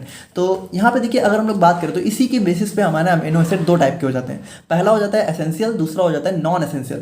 देखिए, एसेंशियल का मतलब है कि ये हमारे वो अमीनो एसिड है, ठीक है, जो हमारी बॉडी में नहीं बनते हैं, तो इनको जरूरी हो जाता है बाहर से लेना। मतलब एसेंशियल यहाँ पे इस तरीके से बोला गया है कि ये एसेंशियल है बाहर से लेने के लिए, मतलब इनको हमें अपनी डाइट में इंक्लूड करना बहुत जरूरी है। और नॉन एसेंशियल का मतलब कि ये अमीनो एसिड हमारी बॉडी में ही बन जाते हैं, इनको हमें डाइट से लेने की बहुत ज़्यादा ज़रूरत नहीं होती है। अब देखिए, इनमें कुछ हमारे ऐसे भी अमीनो एसिड होते हैं जो कि हमारी बॉडी में थोड़ा बहुत बन भी जाते हैं, थोड़ा बहुत हमें डाइट से भी लेना पड़ता है, तो वो हमारे सेमी एसेंशियल में आ जाते हैं, ठीक है। बाकी सिंपली हमारे कुछ इस तरीके से देखने को मिलते हैं, और ये आप लोग देख लेना। बाकी अब हम लोग यहाँ पे फाइनली देखते हैं कि किस तरीके से यहाँ पे इनका सिंथेसिस होता है। तो देखिए, जैसा कि हम लोगों ने देखा, इसमें हमारा 3 पाथवे इन्वॉल्व होते हैं, ग्लाइकोलिसिस, पेंटोज फॉस्फेट पाथवे और हमारा सिट्रिक एसिड साइकिल। तो देखिए, यहाँ पे देखिए, ये तो हमारा सिंपल ग्लाइकोलिसिस पाथवे हो गया, है ना। और ये देखिए, ग्लाइकोलिसिस पाथवे से हमारा क्या होता है, अच्छा, यहाँ पे सिग्मिक एसिड पाथवे भी इन्वॉल्व होता है, ठीक है। डेफिनेटली ये भी हमारा बहुत ही मेजर पाथवे होता है जो कि इसमें इन्वॉल्व होता है, ठीक है, क्योंकि इसी के थ्रू तो हमारे बाकी 3 अमीनो एसिड देखने को मिलते हैं जो कि एरोमेटिक नेचर के होते हैं। तो देखिए, अगर हम लोग यहाँ पे बात करें तो देखिए, ये जो हमारा ग्लाइकोलिसिस है, तो इसमें से हमारा देखिए क्या क्या होता है, ये जो हमारा ग्लूकोज 6 फॉस्फेट है, ठीक है। तो यहाँ पे देखिए, ये जो हमारा राइबोज 5 फॉस्फेट है, ये किसका, ये हमारा पेंटोज एचएमपी शंट पाथवे का हमारा इंटरमीडिएट है, ठीक है। एचएमपी शंट, पेंटोज फॉस्फेट दोनों सेम ही है। तो देखिए, ये जो हमारे राइबोज 5 फॉस्फेट है और एरिथ्रोज 4 फॉस्फेट है, ये दोनों हमारे एचएमपी शंट के इंटरमीडिएट्स होते हैं, और ये भी यहाँ पे इसमें मेजर रोल प्ले करते हैं। जैसे इससे हमारा हिस्टिडीन बनता है, ठीक है, और फिर ये हमारा जो है सेरीन, और सेरीन फर्दर यहाँ पे ग्लाइसिन सिस्टीन में, ठीक है। उसके बाद अगर आप लोग देखें तो यहाँ पे पायरुवेट हमारा जो है एलानिन वैलिनिन, ठीक है।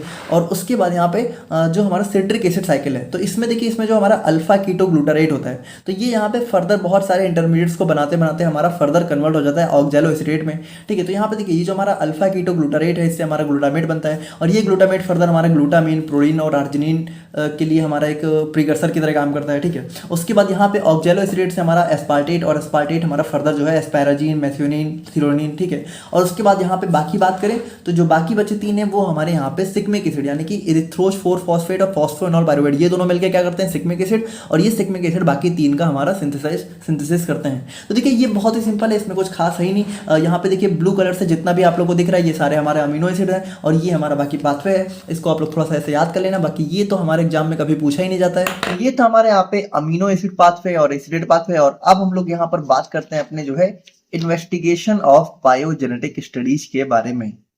तो देखिए, थोड़ा सा अगर हम लोग यहाँ पे सिलेबस को देखें तो ये देखिए, ये हमारे यहाँ पे आपके सिलेबस में यूनिट 1 में हमारा लास्ट टॉपिक दिया हुआ है, ठीक है। अब देखिए, ये काफ़ी बड़ा सा हमारा नाम है इसका। बाकी अगर देखिए, अगर हम लोग यहाँ पे इसको सिंपली समझना चाहें, ठीक है, बहुत ही सिंपल वे में, तो देखिए, इसमें हम लोग करेंगे क्या, जैसे यहाँ पे हम लोगों ने जो भी हमारे डिफरेंट टाइप्स के अभी तक पाथवे पढ़े, ठीक है। जैसे अगर हम लोग यहाँ पे बात करें तो हम लोगों ने पढ़ा अपना सिग्मिक एसिड पाथवे, ठीक है, हमारा acetate pathway, amino acid pathway. तो हम लोगों ने इसमें देखा कि किस तरीके से सिग्मिक एसिड पाथवे में हमारा यहाँ पे एट लास्ट में जाके हमारे 3 अमीनो एसिड बन रहे थे, ठीक है, ट्रिप्टोफैन, टायरोसिन, फिनाइल अल्लेनिन, है ना।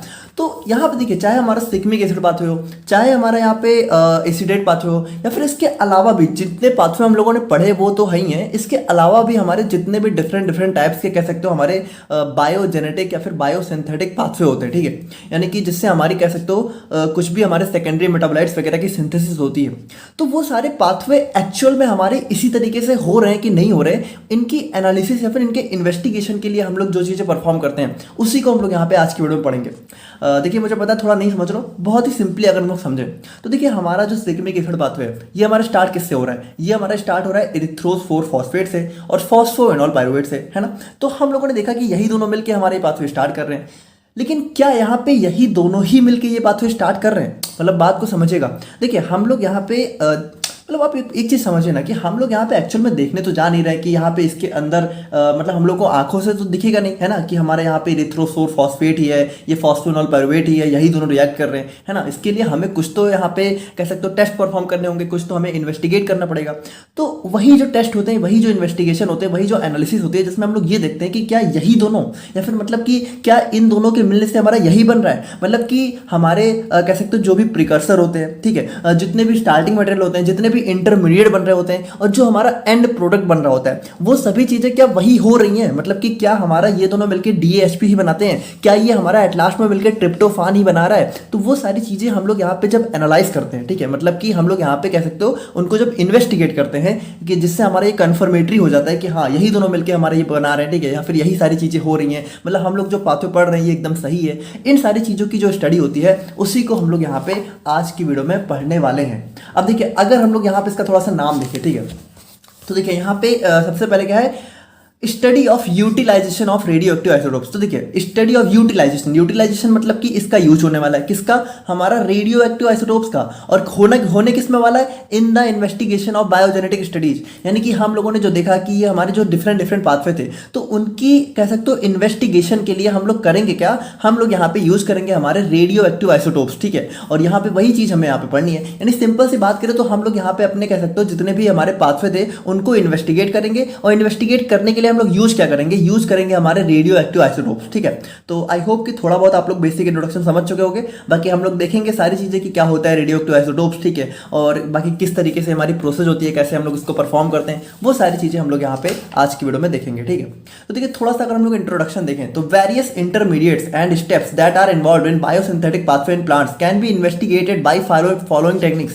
तो देखिए, यहाँ पे जो भी हमारे कह सकते हो हमारे इंटरमीडिएट्स होते हैं, ठीक है, फिर जो भी स्टेप्स होते हैं जो कि इन्वॉल्व होते हैं हमारे बायोसिंथेटिक पाथवे में, यानी कि जिससे हमारे कुछ मतलब कि हमारा लिविंग ऑर्गेनिज्म में जब किसी चीज की सिंथेसिस होती है, ठीक है, तो उसमें जो भी इंटरमीडिएट्स वगैरह इन्वॉल्व होते हैं उनकी इन्वेस्टिगेशन के लिए हम लोग यहाँ पे बहुत डिफरेंट टेक्निक्स यूज करते हैं। मतलब कि यहाँ पे जैसे कह सकते हो ट्रेसर टेक्निक हो गया, ठीक है, use of isolated organs and tissues हो गया, ठीक है, ग्राफ्टिंग मेथड्स हो गए। तो मतलब इस तरीके से हमारी बहुत डिफरेंट टेक्निक्स होती हैं जिनके थ्रू हम लोग यहाँ पे इस चीज को आइडेंटिफाई कर सकते हैं या फिर कह सकते हो हमारा इन्वेस्टिगेट कर सकते हैं। लेकिन यहाँ पे अगर हम लोग अपने सिलेबस की बात करें तो हमें यहाँ पे अपने सिलेबस में पढ़ना है हमारे ट्रेसर टेक्निक के बारे में, यानी यही हमारे सिलेबस में दी हुई है और यही हमारी वो टेक्निक होती है। देखिए, यहाँ पे हमारे कुछ और मेथड्स भी हैं जिनके थ्रू हम लोग यहाँ पे इस चीज को इन्वेस्टिगेट कर सकते हैं, लेकिन हम लोग अपने सिलेबस में इस ट्रेसर टेक्निक को पढ़ेंगे क्योंकि इसके अंदर ही हमारे रेडियो एक्टिव आइसोटोप्स का यूज होता है, ठीक है। तो हम लोग यहाँ पे इस वाली को डिटेल में देखेंगे। बाकी आप लोग समझ चुके हो कि हम लोग यहाँ पे इसको क्यों पढ़ रहे हैं, ठीक है, और इससे हम लोग क्या इन्वेस्टिगेट करेंगे। आई होप कि आप लोग यहाँ पे समझ गए होंगे, ठीक है।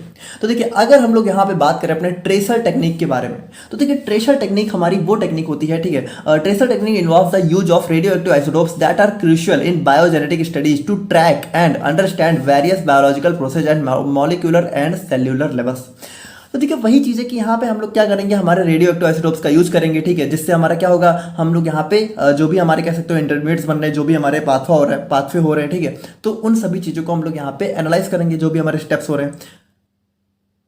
अब देखिए, मेन चीज यहाँ पे ये है, ठीक है, कि जो हमारा रेडियो एक्टिव आइसोटोप्स है, ठीक है, तो ये हमारा किस तरीके से काम आएगा, हमारे किस तरीके से हम लोग यहाँ पे इसका यूज करेंगे, वो सारी चीजें हमें देखनी होगी, ठीक है। तो वो सारी चीजें हम लोग देखेंगे डेफिनेटली। बाकी देखिए, अगर हम लोग यहाँ पे इसका नाम देखें ट्रेसर टेक्निक, देखिए यहाँ पे इस ट्रेसर से आप लोग ऐसे समझिए हमारा ट्रैक, ठीक है। तो ये बेसिकली करते क्या है, ये जो हमारे रेडियो एक्टिव आइसोटोप्स होते हैं, ठीक है, तो देखिए थोड़ा सा हम लोग यहाँ पे समझ मतलब अभी हम लोग इसको देखेंगे, ठीक है, अभी हम लोग इसको देखेंगे कि हमारा किस तरीके से काम होता है, क्योंकि इसके लिए पहले हमें रेडियो एक्टिव आइसोटोप्स को समझना जरूरी है। तो ये लाइन अभी हम लोग देखेंगे कि किस तरीके से हमारा ट्रैक वगैरह करता है और क्यों इसका नाम ट्रेसर टेक्निक पड़ा है। बाकी अगर हम लोग यहाँ पे देखें तो radioactive isotopes place a crucial role in biogenetic studies. तो वही चीजें कि हमारे यहाँ पे बहुत इंपॉर्टेंट रोल प्ले करते हैं। अब कैसे करते हैं वो हम लोग देखेंगे, उसके लिए आप परेशान मत होइए। Adding the understanding of biological process at molecular level, और इसके थ्रू हम लोग यहाँ पे क्या कर सकते हैं, हमारे बायोलॉजिकल प्रोसेस को मॉलिक्यूलर लेवल पे अंडरस्टैंड कर सकते हैं। Their unique properties allow researchers to trace and visualize complex biochemical pathway, ठीक है। तो यहाँ पे इनके अंदर हमारी कुछ ऐसी यूनिक प्रॉपर्टीज होती हैं जिनके थ्रू हमारे कह सकते हो जो भी हमारे रिसर्चर्स होते हैं, एनालिस्ट होते हैं, ठीक है, वो हमारे यहाँ पे क्या होते हैं, हमारे ट्रेस कर पाते हैं, ठीक है, और विजुलाइज कर पाते हैं हमारे डिफरेंट कॉम्प्लेक्स बायोकेमिकल पाथवे, ठीक है, कि उसके अंदर यहाँ पे किस तरीके से हमारी चीज़ें हो रही हैं, उसको यहाँ पे ट्रैक वगैरह कर पाते हैं। अब देखिए, थोड़ा सा हम लोग यहाँ पे समझते हैं अपने आइसोटोप्स को, ठीक है, कि आइसोटोप्स आखिर होते क्या हैं। तो देखिए, वैसे तो आप लोग को थोड़ा बहुत पता होना ही चाहिए या फिर होगा ही। बाकी अगर नहीं पता है तो आप लोग सिंपली समझिए कि आइसोटोप्स, पहली बात ये हमारे दो चीज़ों से मिलकर बना है। आइसो का मतलब होता है सेम और टोप्स का मतलब होता है प्लेस। तो देखिए, यहाँ पे सेम प्लेस से क्या मतलब है, तो ये जो हमारे आइसोटोप्स होते हैं ये हमारे बेसिकली ऐसे एलिमेंट होते हैं, ठीक है, जिनका यहाँ पे जो यहाँ पे पीरियोडिक टेबल में सेम प्लेस ऑक्यूपाई करते हैं। मतलब कि पीरियोडिक टेबल में इनका जो है प्लेस यानी कह सकते हो नंबर सेम ही होता है। क्यों? क्योंकि इनके अंदर यहाँ पे जो एटॉमिक नंबर है वो तो सेम होता है, लेकिन यहाँ पे इनका जो एटॉमिक वेट है वो यहाँ पे डिफरेंट होता है। यानी यहाँ पे हमारे आइसोटोप्स के अंदर क्या होता है कि हमारा सेम एटॉमिक नंबर होता है लेकिन डिफरेंट एटॉमिक वेट देखने को मिलता है। जैसे इसके कुछ एग्जांपल की बात करें तो यहाँ पे हमारे जैसे कार्बन के हमारे 3 आइसोटोप्स अगर हम लोग देखें तो हमारे यहाँ पे देखिए एक हमारा C12 हो गया, एक C13 हो गया, एक C14। तो यहाँ पे देखिए ये हमारा जैसे ये जो हमारा एलिमेंट को लिखने का एक तरीका होता है जिसमें हमारे नीचे लिखा होता है एटॉमिक नंबर और ऊपर लिखा होता है एटॉमिक वेट, है ना। तो नीचे देखिए हमारा इन तीनों में ही एटॉमिक वेट देखिए, एटॉमिक नंबर देखिए क्या है 6 6 6, यानी तीनों सेम है। लेकिन एटॉमिक वेट अगर हम लोग देखें तो इस पहले में 12 है, दूसरे में 13 है और थर्ड में हमारा 14 हो गया, है ना। तो ये तीनों यहाँ पे देखिए एटॉमिक वेट में यहाँ पे डिफरेंट हो गए, एटॉमिक नंबर इनका सेम है और यही हमारे हो जाते हैं आइसोटोप्स, ठीक है। एक हमारा आइसोबार होता है, आइसोबार में क्या होता है एटॉमिक वेट सेम रहता है, एटॉमिक नंबर डिफरेंट हो जाता है। तो वो भी हमारा एक टॉपिक है बट उसका हमारा कोई रोल है नहीं, बाकी आप लोग समझ रहे होगे, ठीक है। उसी तरीके से हमारे यहाँ पे हाइड्रोजन के आइसोटोप्स की बात करें तो यहाँ पे भी देखिए हमारे 1H1 1H2 1H3। तो यहाँ पे देखिए हाइड्रोजन तो सेम ही है, ठीक है, मतलब यहाँ पे एटॉमिक नंबर सेम है लेकिन एटॉमिक वेट डिफरेंट हो गया। तो ये हमारे कुछ आइसोटोप्स के एग्जाम्पल होते हैं। अब अगर हम लोग यहाँ पे बात करें टाइप्स ऑफ आइसोटोप्स की, ठीक है, तो हमारे यहाँ पे आइसोटोप्स बेसिकली यहाँ पे कह सकते हो 2 टाइप के देखने को मिलते हैं। पहला होता है रेडियो एक्टिव आइसोटोप्स और दूसरा होता है स्टेबल आइसोटोप्स। तो देखिए अगर रेडियो एक्टिव आइसोटोप्स की बात करें तो रेडियो एक्टिव आइसोटोप्स हमारे वो आइसोटोप्स होते हैं जिनके अंदर यहाँ पे न्यूट्रॉन और प्रोटॉन का कॉम्बिनेशन बहुत ज़्यादा अनस्टेबल होता है। तो देखिए अभी हम लोगों ने क्या देखा कि जैसे हमारा यहाँ पे कार्बन के 3 आइसोटोप्स हमारे क्या कहते हैं C612, ठीक है, 613 और 614। अब देखिए यहाँ पे अगर हम लोग देखें तो यहाँ पे होता क्या है कि जैसे हमारा एटॉमिक नंबर क्या होता है, एटॉमिक नंबर हमारा इक्वल होता है नंबर ऑफ प्रोटॉन के, ठीक है, नंबर ऑफ प्रोटॉन के। और जो हमारा एटॉमिक वेट होता है, ठीक है, एटॉमिक वेट होता है ये हमारा इक्वल होता है number of proton plus number of neutron के, ठीक है। तो यहाँ पे देखिए अगर हम लोग बात करें तो जैसे मान लीजिए ये हमारा कार्बन है, ठीक है, तो इस C612 में हम लोग बात करें तो हमारा इसका एटॉमिक नंबर क्या हो गया, मतलब इसके अंदर प्रोटॉन कितने हो गए 6 और न्यूट्रॉन कितने हो गए। तो न्यूट्रॉन भी इसके अंदर देखिए जब 6 हमारे प्रोटॉन है और 12 इसका एटॉमिक वेट है तो यहाँ पे इसका मतलब इसके अंदर न्यूट्रॉन भी 6 ही होंगे, है ना। तो जनरली क्या होता है, जनरली जितने भी हमारे एलिमेंट्स होते हैं उन सभी में जो हमारा नंबर ऑफ प्रोटॉन है और नंबर ऑफ न्यूट्रॉन्स है जनरली सेम ही होते हैं। लेकिन जो हमारे आइसोटोप्स होते हैं, ठीक है, उनमें क्या होता है नंबर ऑफ प्रोटॉन कम हो जाता है, नंबर ऑफ न्यूट्रॉन यहाँ पे बढ़ जाते हैं, ठीक है, जिसकी वजह से क्या होता है ये हमारे अनस्टेबल हो जाते हैं थोड़ा सा। अब देखिए जितना ज्यादा नंबर ऑफ न्यूट्रॉन होंगे उतना ज्यादा अनस्टेबल होगा। तो वही हमारे है कि हमारे रेडियो एक्टिव आइसोटोप्स क्या होते हैं, देखिए आइसोटोप्स है तो सिंपल सी बात है कि हमारा प्रोटॉन और न्यूट्रॉन के कॉम्बिनेशन में जो है डिफरेंट तो होगा ही, ठीक है, डिफरेंस तो जरूर होगा, लेकिन वो डिफरेंस जितना ज्यादा होगा हमारा आइसोटोप्स उतना ज्यादा अनस्टेबल होगा, ठीक है, उसके अंदर यहाँ पे एनर्जी भी उतनी ज्यादा होगी। तो देखिए अगर हमारा आइसोटोप्स बहुत अनस्टेबल हुआ तो ये क्या करेगा, ये हमारा जो है रेडिएशन को इमिट करना स्टार्ट कर देगा। क्यों, ताकि ये अपने आप को थोड़ा सा कह सकते हो स्टेबल बना सके। मतलब आप ऐसे समझिए कि इसके अंदर इतनी ज़्यादा एनर्जी होती है कि वो इस एनर्जी को थोड़ा सा इमिट करना स्टार्ट कर देता ताकि ये अपने आप को थोड़ा सा लो कर सके, है ना, थोड़ा सा अपने आप को मोर स्टेबल कर सके। तो यहाँ पे देखिए अब हमारा जो रेडिएशन होता है वो किस फॉर्म में होता है, हमारा अल्फा बीटा गामा इन्हीं के फॉर्म में होता है। तो ये हमारे रेडिएशन को इमिट करना स्टार्ट कर देते हैं, ठीक है। और बाकी अगर हम लोग यहाँ पे बात करें as they decay into more stable compound forms, ठीक है, तो वहाँ पे देखिए वही चीज़ है, डिके का मतलब होता है कि ये थोड़ा सा एनर्जी को जब यहाँ पे रिलीज करते हैं तो थोड़ा सा कह सकते हो इनका मास कम होने लगता है, मतलब इनके अंदर थोड़ा सा कह सकते हो हमारा जो भी न्यूट्रॉन्स का बैलेंस है वो थोड़ा सा मेंटेन होने लगता है। तो ये डिके हुआ करते हैं, ठीक है, मतलब कि डिके मतलब ऐसा समझे कि ये अपना थोड़ा सा चेंज हो जाते हैं। डिके होने के बाद यहाँ पे ये थोड़ा सा मोर स्टेबल फॉर्म में आने की कोशिश करते रहते हैं, है ना। और they are the ones used for biological investigation. और देखिए इन्हीं का हमारा सबसे ज़्यादा यूज होता है। हम लोग टॉपिक भी वही पढ़ रहे हैं, study of utilization of radioactive isotopes, तो इनका सबसे ज़्यादा यूज होगा। बाकी देखिए अगर हम लोग बात करें अपने सेकंड टाइप की तो यहाँ पे हमारा स्टेबल आइसोटोप्स आ जाते हैं। तो देखिए ये हमारे थोड़े से स्टेबल होते हैं क्योंकि ये हमारे रेडिएशंस को इमिट नहीं करते हैं, ठीक है, सबसे मेन चीज़ यही है कि ये हमारे रेडिएशंस को इमिट नहीं करते हैं। और एग्जाम्पल जैसे इसका हमारे यहाँ पे 1H2 हो गया, ठीक है, और हमारा C613 हो गया, तो ये हमारे इसके एग्जाम्पल हो गए। और इसके एग्जाम्पल की बात करें तो 1H3 C614, ठीक है, उसके बाद हमारे यहाँ पे देखिए ये सारे हमारे एटॉमिक वेट लिखे हुए हैं, ठीक है, तो ये हमारे इसके कुछ एग्जाम्पल हो जाते हैं। अब अगर हम लोग यहाँ पे बात करें तो देखिए यहाँ पे हम लोगों ने समझ लिया कि किस तरीके से हमारे आइसोटोप्स हैं और किस तरीके से इनका यूज होता है। अब हम लोग देखते हैं कि एक्चुअल में इनका यूज हमारा कह सकते हो किस तरीके से हम लोग यहाँ पे इन्वेस्टिगेशन में करेंगे। तो देखिए मान लीजिए ये हमारा है सिग्मिक एसिड पाथवे। अब अगर मान लीजिए हमें यहाँ पे एनालाइज करना है कि ये हमारा एरिथ्रोस 4 फॉस्फेट यही मिलके ये सारी चीज़ें बना रहा है कि नहीं बना रहा है, अगर हमें इसको एनालाइज करना है तो हम लोग करेंगे क्या कि हम लोग ऐसा करेंगे कि इस एरिथ्रोस 4 फॉस्फेट के किसी एक कार्बन को या फिर एक से ज़्यादा भी कर सकते हैं, जनरली मान लेते हैं हम लोगों ने किसी एक कार्बन को उठा के, ठीक है, और हम लोगों ने यहाँ पे इस कार्बन को जो है, अब देखिए इसका कार्बन जनरली हमारा ये वाला होगा C612 वाला, है ना, लेकिन हम लोगों ने क्या किया, इसको यहाँ पे रिप्लेस कर दिया C614 वाले से, ठीक है। अब यहाँ पे हुआ क्या, जब हम लोगों ने इसको रिप्लेस कर दिया तो यहाँ पे ये हमारा रेडियो एक्टिव आइसोटोप्स हो गया, है ना, और ये यहाँ पे इसके अंदर आ गया। अब जब ये इसके अंदर आ गया तो ये क्या करेगा, अब ये फर्दर रिएक्शन करना स्टार्ट करेगा। अब देखिए चूंकि यहाँ पे इसका एक कार्बन यहाँ पे इससे रिप्लेस हो चुका है, तो अगर ये रिएक्शन आगे फर्दर प्रोसीड होगी तो यहाँ पे भी जहाँ जहाँ ये कार्बन जाएगा तो वहाँ वहाँ ये हमारा कह सकते हो रेडियो एक्टिविटी शो करेगा, है ना, क्योंकि ये हमारा क्या है भाई, ये हमारा रेडियो एक्टिव आइसोटोप्स है, तो इसके अंदर प्रॉपर्टी होगी रेडिएशन को इमिट करने की। तो यहाँ पे क्या होगा, जैसे जैसे ये सारी चीजें आगे प्रोसीड होंगी, है ना, तो जब हमें यहाँ पे लास्ट वाला फाइनल कंपाउंड देखने को मिलेगा, तो अगर हम लोग यहाँ पे देखेंगे कि उस वाले कंपाउंड में हमारी रेडियो एक्टिविटी शो हो रही है, यानी कि उसके अंदर कुछ रेडियो एक्टिव प्रॉपर्टीज आ रही हैं, तो इसके थ्रू हमें कंफर्म हो जाएगा कि हाँ ये जो हमारा इथ्रोस 4 फॉस्फेट था यही हमारा पार्टिसिपेट किया था, क्योंकि अगर इसने ना किया होता, ठीक है, तो यहाँ पे ये कार्बन जो हम लोगों ने रिप्लेस किया था वो आता कैसे, है ना। अगर मान लीजिए वही चीज़ है कि अब देखिए ऐसा जरूरी नहीं है कि हम लोग इसको स्टार्टिंग में ही करें, हम लोग किसी बीच के कंपाउंड में भी कर सकते हैं। कुल मिला के हमें क्या करना होगा, हमें उसके जो है किसी एक कह सकते हो एलिमेंट को यहाँ पे अपने रेडियो एक्टिव एलिमेंट से रिप्लेस करना पड़ेगा, है ना, रेडियो एक्टिव आइसोटोप से। तो इस तरीके से हम लोग यहाँ पे इस टेस्ट को थोड़ा बहुत कह सकते हो परफॉर्म करते हैं, और अगर हमें एट लास्ट में वो चीज़ें मिल जाती हैं, वही हमारा रेडियो एक्टिव एलिमेंट मिल जाता है, रेडियो एक्टिव आइसोटोप मिल जाता है, या फिर रेडियो एक्टिव प्रॉपर्टी शो हो जाती हैं, तो हमें यहाँ पे कंफर्म हो जाएगा, है ना। तो देखिए इस तरीके से हम लोग थोड़ा सा कह सकते हो टेस्ट को परफॉर्म करने का काम करते हैं ना। अगर हम लोग यहाँ पे बात करें अपने स्टेप्स इन्वॉल्व की, ठीक है, किसके अंदर कौन कौन से स्टेप्स इन्वॉल्व होता है, तो बेसिकली इसके अंदर हमारे 4 स्टेप होते हैं। पहला होता है प्रिपरेशन ऑफ लेबल्ड कंपाउंड, दूसरा होता है इनकॉर्पोरेशन, थर्ड होता है separation and isolation, and fourth होता है हमारे यहाँ पे डिटर्मिनेशन।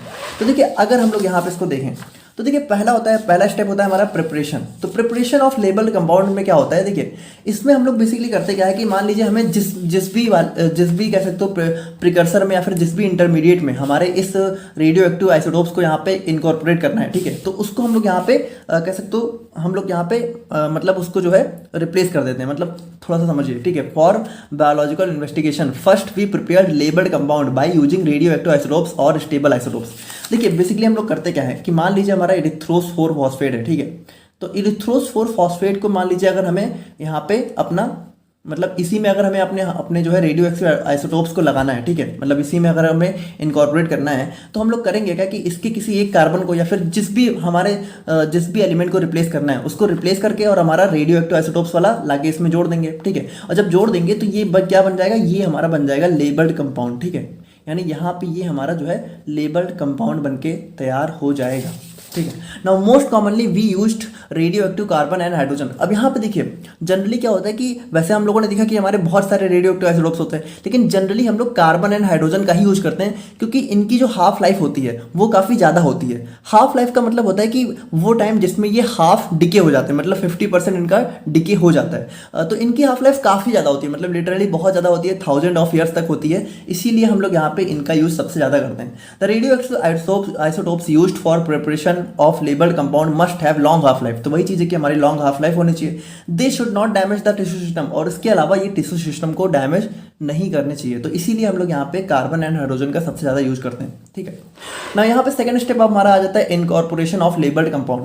अब देखिए हम लोगों ने क्या किया, हम लोगों ने अपना लेबल्ड कंपाउंड तैयार कर लिया, यानी हम लोगों ने वो कह सकते हो वो प्रिकर्सर या फिर वो इंटरमीडिएट बना लिया जिसकी हमें जरूरत थी, जिसको हमें इनकॉर्पोरेट करना है। अब हम लोग करेंगे क्या, इसको हम लोग यहाँ पे उठा के अपने प्लांट में इनकॉर्पोरेट, मतलब कि प्लांट के अंदर कह सकते हो प्लांट के उस पार्ट में हम लोग लाके इसको इंसर्ट कर देंगे जहाँ पे हमारा ये पाथवे स्टार्ट होने हैं, मतलब जिस पाथवे की हमें स्टडी करनी है, तो वो पाथवे जिस पार्ट में हो रहा है उस पार्ट में हम लोग यहाँ पे इस लेबल्ड कंपाउंड को इंसर्ट कर देंगे।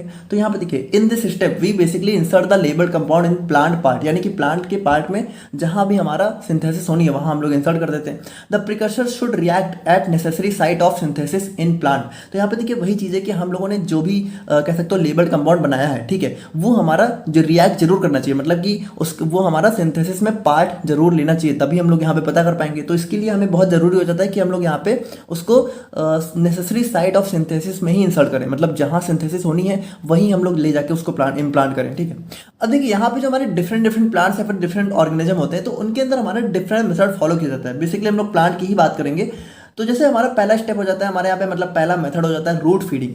तो देखिए ये मेथड हमारा उन प्लांट्स के लिए यूज किया जाता है जहाँ पे जो साइट ऑफ सिंथेसिस है, मतलब कि जहाँ पे हमारे ये पाथवेज होते हैं वो हमारे रूट में होते हैं। तो ऐसे इसका एग्जांपल हमारा टोबैको हो जाता है। तो टोबैको में हम लोग यहाँ पे रूट फीडिंग करते हैं, यानी वहाँ पे हम लोग रूट में जो है हमारे लेबल कंपाउंड को इनकॉर्पोरेट करते हैं, ठीक है। और दूसरा जाता है स्टेम फीडिंग। तो देखिए सिंपल से नाम से ही आप लोग समझ जाओगे, स्टेम मतलब कि हम लोग यहाँ पे स्टेम में एडमिनिस्टर करते हैं ना, एक सोल्यूशन फॉर्म में। और उसके बाद हमारा डायरेक्ट इंजेक्शन, तो इसमें क्या होता है कि इसमें हमारे ऐसे हम लोग प्लांट्स को लेते हैं जिसमें हमारा हॉलो स्टेम होता है, ठीक है। जैसे हमारा ओपीएम हो गया, तो ये सभी चीज़ें आप लोग पढ़ोगे आगे चल के, सारी ओपीएम वगैरह बहुत अच्छे से पढ़ना है आप लोगों को।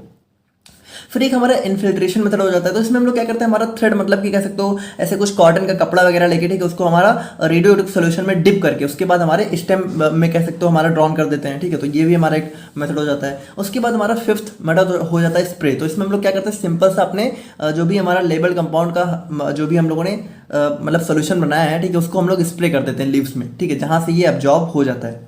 तो यहाँ पे देखिए कुछ इस तरीके से हमारे डिफरेंट मेथड्स होते हैं इनकॉर्पोरेशन के। और फिर थर्ड हमारा होता है separation and isolation of label compound. तो देखिए यहाँ पे होता क्या है, जब हम लोगों ने यहाँ पे एक बार इसको इनकॉर्पोरेट कर दिया, ठीक है, उसके बाद जब हमारी सारी प्रोसेस वगैरह हो जाती है, फिर हम लोग क्या करते हैं, उसको यहाँ पे उस पार्ट को हम लोग जो है सेपरेट कर लेते हैं और आइसोलेट कर लेते हैं, ताकि हम लोग यहाँ पे फर्दर आगे चल के पता लगा पाए कि हमारा यहाँ पे जो भी कह सकते हो रेडियो एक्टिव आइसोटोप्स है वो हमें मिला या नहीं मिला, रेडियो एक्टिविटी शो हुई या नहीं हुई। तो देखिए अब यहाँ पे इसके लिए भी हमारे डिफरेंट जैसे कह सकते हो मेथड्स होते हैं, सोर्सेज होते हैं, depending on nature of drug, ठीक है, कि कौन सा हम लोग ड्रग यूज कर रहे हैं, कौन सा पाथवे यूज कर रहे हैं। तो देखिए यहाँ पे होता क्या है कि जैसे हमारे सॉफ्ट टिश्यूज में हम लोग यूज करते हैं इन्फ्यूजन एंड मैसेरेशन का। अब मुझे पता है आप लोग नहीं समझ रहे इन्फ्यूजन मैसेरेशन क्या है। देखिए ये टॉपिक आप लोग को बहुत अच्छे से पढ़ना ही है आगे चल के, ठीक है। अब यहाँ पे ये सारे मतलब थोड़ा डिटेल टॉपिक हैं, इनको हम लोग काफ़ी अच्छे से पढ़ेंगे तभी आप लोग समझ पाओगे। अब इसको एक छोटे से वीडियो में समझा पाना तो पॉसिबल है नहीं। अभी आप लोग सिर्फ नाम देख लो, आगे चल के हम लोग इन सभी को पढ़ेंगे, ठीक है। तो सॉफ्ट टिश्यूज में हमारा इन्फ्यूजन हो गया, मैसेरेशन हो गया। हार्ड टिश्यूज में हमारा डिकॉक्शन हो गया, हॉट परकुलेशन हो गया, ठीक है। उसी तरीके से अनऑर्गेनाइज्ड ड्रग में मैसेरेशन हो गया। और फैट में हमारा यहाँ पे मतलब इसमें हम लोग यहाँ पे कौन सा सॉल्वेंट यूज करते हैं, तो हमारा नॉन पोलर सॉल्वेंट यूज होता है। तो ये थोड़ा सा डिफरेंट रेटिंग है मतलब यहाँ पे इन तीनों से। और बाकी अगर हम लोग यहाँ पे बात करें तो फाइनली हमारा फोर्थ स्टेप आ जाता है determination of nature of metabolite. तो यहाँ पे हम लोग फाइनली जो है अपना जो भी हमें कह सकते हो हमारे जो भी सेकेंडरी मेटाबोलाइट फॉर्म हुए हैं, हम लोग यहाँ पे उसके नेचर को आइडेंटिफाई करते हैं, ठीक है। हम लोग देखते हैं कि उसके अंदर रेडियो एक्टिव आइसोटोप्स हैं कि नहीं है, रेडियो एक्टिविटी शो हो रही है या नहीं हो रही है। तो उसके लिए क्या करते हैं, उसके लिए हमारे डिफरेंट कह सकते हो डिटेक्टर्स यूज किए जाते हैं, ठीक है। जैसे हमारा गीगर मुलर काउंटर हो गया, ठीक है, लिक्विड सेंट्रलेशन चैम्बर हो गया। तो देखिए इनमें से कुछ चीज़ें आप लोग यहाँ पे अपने इस बार नहीं बस 7 सेमेस्टर में पढ़ोगे, ठीक है। जैसे हमारा स्पेक्ट्रोफोटोमीटर हो गया, इन सभी को आप लोग थोड़ा बहुत पढ़ोगे, ठीक है। बाकी हमारे यहाँ पे ऑटो डायोग्राफी हो गया, तो कुछ को आप लोग यहाँ पे अपने इस फार्माकोग्नोसी में ही पढ़ोगे। तो ये सारे हमारे कह सकते हो कुछ डिफरेंट टाइप्स के डिटेक्टर्स होते हैं जिनको हम लोग यूज करते हैं इनके डिटर्मिनेशन में। तो इनके बारे में भी हम लोग यहाँ पे आगे ही पढ़ेंगे तभी आप लोग समझोगे। तो देखिए ये था हमारे यहाँ पे कंप्लीट टॉपिक, ठीक है, study of utilization of radioactive isotopes. I hope कि आप लोग समझ गए होंगे। थोड़ा सा मतलब इसमें कुछ चीज़ें आप लोगों को नहीं समझ में आएंगी, बट वो चीज़ें आप लोग धीरे धीरे आगे चल के समझ जाओगे। और यहाँ पे हमारी यूनिट 1 कंप्लीट होती है और इसकी नोट्स अब आप लोग को अवेलेबल